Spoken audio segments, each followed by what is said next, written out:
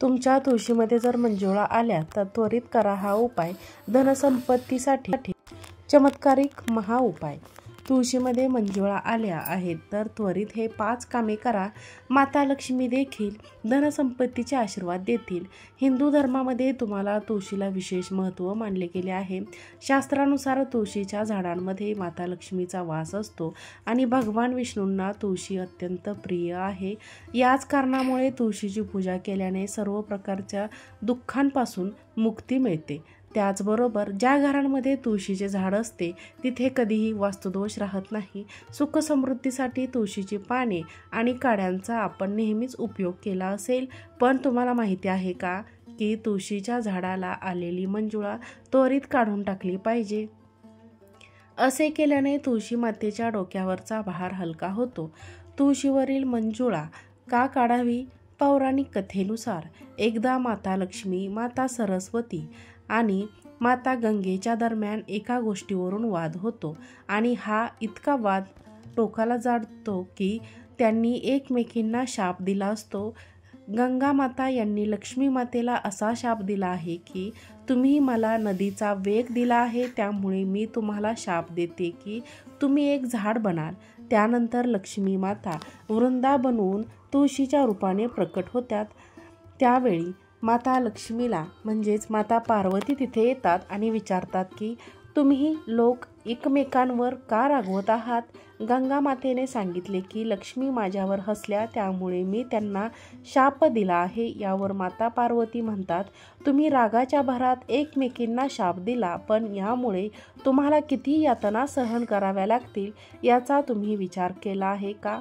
त्यावर त्या पुढे म्हणतात की 80 लाख योन्यांपैकी 20 लाख योन्या वृक्ष आणि वनस्पतीच्या आहेत.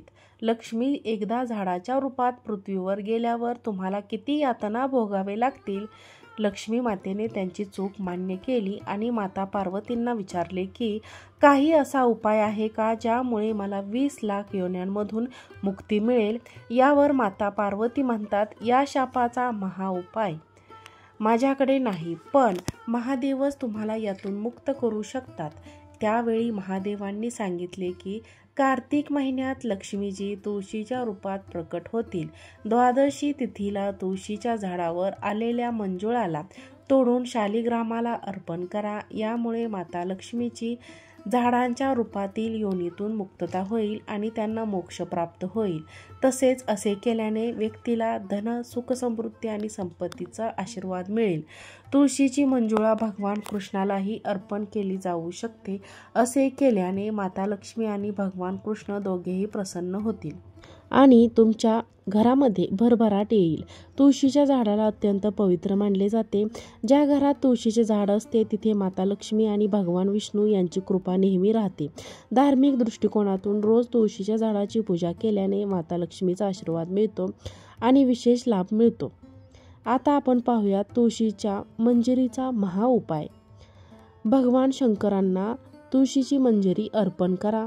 भगवान शंकरांना तुळशी अर्पण न करणे वर्ज्य मानले जाते, पण मंजुळा अर्पण केल्याने आर्थिक संकटे दूर होतात आणि धनलाभ होतो. 2. भगवान विष्णूंना अर्पण करणे तुळशीची मंजिरी. मंजुळा भगवान विष्णूंना अर्पण केल्याने मोक्ष मिळतो आणि जन्मजन्मानंतरही पापांपासून मुक्ती मिळते. 3. घरातील नकारात्मकता दूर करणे. गंगाजलाला तुळशीच्या मंजुळा मिसळून संपूर्ण घरात शिंपडल्याने नकारात्मक ऊर्जा दूर होते आणि धनहानी थांबते. माता लक्ष्मीला अर्पण करणे.